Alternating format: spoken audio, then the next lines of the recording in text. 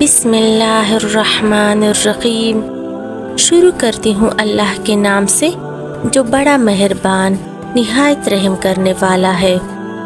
پیارے دوستو، آج میں آپ کی خدمت میں امام ابو حنیفہ اور ایک ایسے شخص کا واقعہ پیش کرنے جا رہی ہوں جو اللہ کی ذات کو نہیں مانتا تھا، جس کا ماننا تھا کہ اس کائنات میں اللہ کی ذات موجود ہی نہیں ہے۔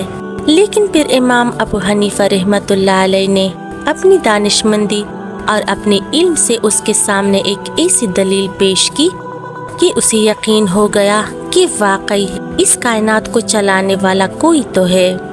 تو آئیے دوستو، بڑھتے ہیں اس واقعے کی تفصیل کی جانب۔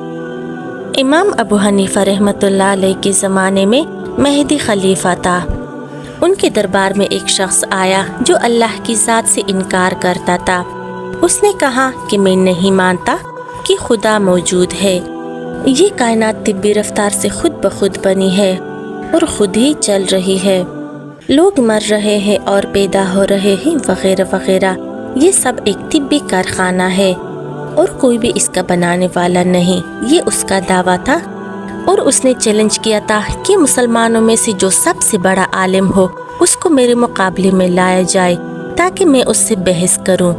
لوگ جو غلطی میں مبتلا ہے اور اپنی طاقتوں کو خواہ مخواہ ایک غیبی طاقت کے تابع کر رہے ہیں جو سارے جہاں کو چلا رہی ہے۔ اس زمانے میں سب سے بڑے عالم امام ابو حنیفہ رحمۃ اللہ علیہ تھے۔ مہدی نے امام صاحب کے پاس آدمی بھیجا۔ رات کا وقت تھا، رات کو ہی خلیفہ کا دربار منعقد ہوتا تھا۔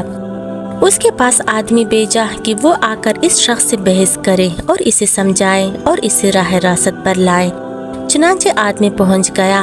بغداد میں ایک بہت بڑا دریا ہے جسے دجلہ کہا جاتا ہے۔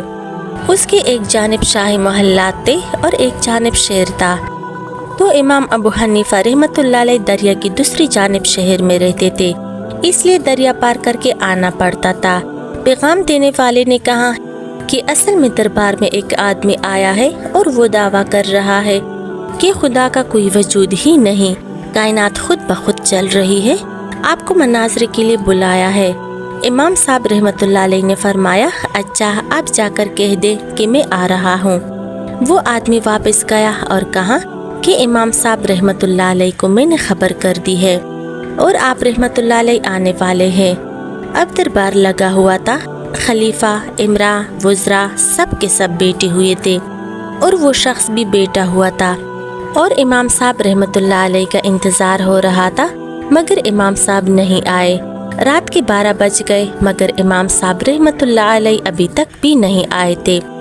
اس شخص نے کہا کہ معلوم ہوتا ہے کہ امام صاحب رحمۃ اللہ علیہ ڈر گئے ہیں اور سمجھ گئے ہیں کہ کوئی بہت بڑا فلسفی آیا ہے، میں اسے نمٹ نہیں سکوں گا، اس واسطے گھر میں چپ کر بیٹھ گئے ہیں اور آپ یقین رکھیں کہ وہ نہیں آئیں گے، میرے مقابلے میں کوئی نہیں آ سکتا۔ اب خلیفہ وقت بھی پریشان، درباری بھی حیران اور وہ شخص بیٹھا ہوا شیخی دکھا رہا تھا۔ جب رات کا 1 بج گیا، امام صاحب رحمۃ اللہ علیہ آ پہنچے، دربار میں حاضر ہوئے۔ خلیفہ وقت نے تعظیم کی جیسے علماء ربانی کی جاتی ہے۔ تمام درباری کھڑے ہو گئے۔ خلیفہ نے امام صاحب رحمۃ اللہ علیہ سے کہا کہ آپ اتنی دیر سے کیوں آئے؟ آدمی تو رات کے 8 بجے بھیجا گیا تھا اور اب رات کا 1 بج رہا ہے، آخر اتنی تاخیر کی کیا وجہ پیش آئی؟ شاہی حکم تھا اس کی تعمیل جلد ہونی چاہیے تھی، نہ کہ اتنی دیر لگا دی جائے۔ امام صاحب رحمۃ اللہ علیہ نے فرمایا کہ ایک عجیب و غریب حادثہ پیش آ گیا تھا جس کی وجہ سے مجھے دیر ہو گئی۔ آپ یقین کیجئے کہ میں نے اپنی زندگی میں پہلے ایسا واقعہ کبھی نہیں دیکھا تھا، میں حیران ہوں کہ یہ کیا واقعہ پیش آیا۔ آپ رحمۃ اللہ علیہ نے یہ واقعہ کچھ اس انداز میں پیش کیا کہ سارا دربار حیران ہو گیا۔ آپ رحمۃ اللہ علیہ نے فرمایا، بس عجیب و غریب ہی واقعہ تھا اور خود مجھے بھی ابھی تک سمجھ میں نہیں آیا کہ یہ واقعہ کیا تھا اور قصہ کیا تھا۔ جب سارے دربار کو آپ رحمۃ اللہ علیہ نے اور سب کے سب سر تاپا شک بن گئے، حتیٰ کہ خود امیر المومنین نے کہا کہ فرمائیے قصہ کیا پیش آیا؟ آپ رحمۃ اللہ علیہ نے فرمایا، قصہ یہ پیش آیا کہ جب میں شاہی محل آنے کے لیے چلا तो दरिया बीच में था। दरिया के किनारे पर जब पहुंचा तो अंधेरी रात थी, ना कोई मल्लाह था, ना कश्ती थी, आने का कोई रास्ता ना था। मैं हैरान था कि दरिया को किस तरह पार करूंगा। मैं इसी असना में खड़ा था कि मैंने एक अजीब मंजर देखा कि दरिया के अंदर से खुद ब खुद लकड़ी के नहायत ही उम्दा बनी हुई तख्ते निकलना शुरू हो गए और एक के बाद एक निकलते चले गए। मैं हैरत से देख रहा था कि या अल्लाह, दरिया में से मोती निकल सकता है, मछली निकल सकती है, मगर ये बने बनाए तख्ते कहाँ से आ गए। अभी मैं इसी हैरत में था कि इससे ज़्यादा अजीब व गरीब वाक़या पेश आया कि वो तख्ते खुद ब खुद जुड़ना शुरू हो गए। जुड़ते जुड़ते कश्ती की सूरत बन गई। मैंने कहा, या अल्लाह, ये किस तरह से कश्ती बन गई? आखिर कौन इनको जोड़ रहा है? ऊपर नीचे खुद ब खुद तख्ते लगते गए। अभी मैं इसी हैरत में था कि दरिया के अंदर से लोहे की कीलें निकलनी शुरू हो गई और खुद ब खुद उसके अंदर ठूकने लगी और जुड़ जुड़ा के बेहतरीन किस्म की कश्ती बन गई। मैं हैरत में था कि ये क्या माजरा है। ये तख्ते जो जुड़े हुए थे, उनके सुराखों से पानी अंदर घुस रहा था कि दरिया के अंदर से खुद ब खुद एक रोग निकलना शुरू हो गया और उन सुराखों में भरना शुरू हुआ, जिससे पानी अंदर घुसना बंद हो गया। अभी मैं इसी हैरत में था कि वो कश्ती खुद ब खुद मेरी तरफ बढ़ती हुई आई और किनारे पर आकर ऐसी झुक गई कि गोया मुझे सवार करना चाहती हो। मैं कश्ती में बैठ गया और वो कश्ती खुद ब खुद चली और मुझे लेकर रवाना हुई। दरिया की तार पर पहुंची। पानी उधर को जा रहा था और कश्ती खुद ब खुद इधर को जा रही थी, क्योंकि शाही महल्लात इधर को थे। मैं हैरान था कि या अल्लाह, आखिर पानी के बहाव के खिलाफ कौन इसे ले जा रहा है।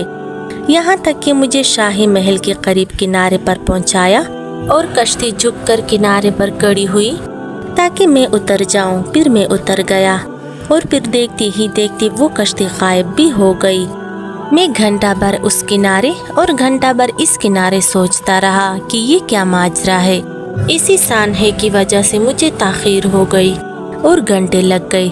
मुझे अब तक समझ में नहीं आया कि ये क्या माजरा था और मैं अमीरुल मोमिनीन से माफ़ी चाहता हूँ कि मुझे 8 बजे बुलाया गया था और मैं 1 बजे पहुँचा हूँ। ये सारी बातें सुनकर उस शख्स ने कहा, इमाम साहब, मैंने तो सुना था कि आप एक बहुत बड़े आलिम हैं, बड़े दानिशमंद और बड़े फाजलमंद आदमी हैं, मगर आप तो बच्चों की सी बातें कर रहे हैं। भला ये कैसे मुमकिन है कि पानी में से खुद ब खुद तख्ते निकल आए, खुद ही जुड़ने लगे, खुद ही कीले लग जाएं, खुद ही रोगन लग जाए, खुद कश्ती आपके पास आकर आपके आगे झुक जाए, आप उस पर बैठ जाएं और खुद ही वो कश्ती आपको लेकर चल दे, खुद ही वो किनारे पर पहुंचा दे। भला ये कोई अक्ल में आने वाली बात है? मैंने समझा था कि आप बड़े दानिशमंद, आलिम और फाजिल हैं, इमाम आपका लक़ब है और आप बच्चों की तरह बातें कर रहे हैं। ये कैसे मुमकिन है कि कोई कश्ती बनाने वाला नहीं और खुद ब खुद कश्ती बन गई, कोई कीले ठोकने वाला नहीं, खुद ब खुद कीले लग गई, कोई रोगन भरने वाला नहीं, खुद ही रोगन भर गया, कोई ले जाने वाला मला नहीं, खुद ही कश्ती चल गई, कोई समझाने वाला नहीं, कश्ती खुद ही समझ गई कि मुझे शाही महल की तरफ जाना है। इमाम साहब, ये अक्ल में आने वाली बात है क्या? इमाम साहब मुस्कुराए और फरमाया, अच्छा, ये बात नादानी और बेवकूफ़ी की है। उसने कहा, जी हाँ। आप रहमतुल्लाह अलैह ने फरमाया, एक कश्ती बगैर बनाने वाले के बन नहीं सकती, बगैर चलाने वाले की चल नहीं सकती, बगैर कीले ठोकने वाले के उस पर कीले ठोक नहीं सकती। और ये इतना बड़ा जहां, जिसकी छत आसमान है, जिसका फर्श ज़मीन है, जिसकी फिजा में लाखों जानवर है, क्या ये सब कुछ खुद ब खुद बन गया और ये सब कुछ खुद ब खुद चल रहा है? सूरज चांद, क्या ये सब भी खुद चल रहे हैं? ये कोई अक्ल में आने वाली बात है क्या? एक मामूली सी कश्ती बगैर इंसान के बन नहीं सकती, तो इतना बड़ा जहान खुद ब खुद कैसे बन सकता है? ए शख्स, अब बता कि तुम्हारी अक्ल बच्चों जैसी है या मेरी अक्ल? मैं नादान हूँ या तुम नादान हो? इमाम साहब रहमतुल्लाह अलैह ने ऐसी दलील पेश की कि उस आदमी के पास कोई जवाब न था और अपनी हार तस्लीम करके سر چکائے دربار سے باہر نکل گیا، کیونکہ اب کیا بحث کرتا، جو اس کی بنیاد تھی وہ ساری کی ساری ختم ہو گئی تھی۔